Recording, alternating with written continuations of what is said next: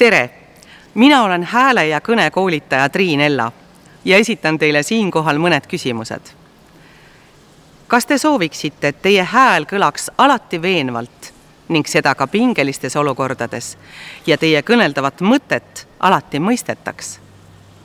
Kas te soovite, et teie hääl mitte kunagi päeva lõpuks ei väsiks?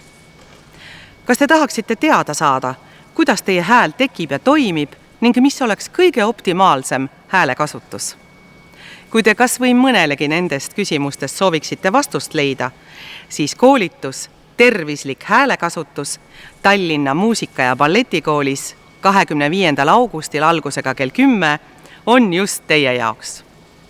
Sellel koolitusel me ei keskendu mitte ainult avalikule esinemisele, vaid praktiliste harjutuste kaudu loome tugeva vundamendi kõnelemise kõige olulisemale komponendile, teadlikule häälekasutusele.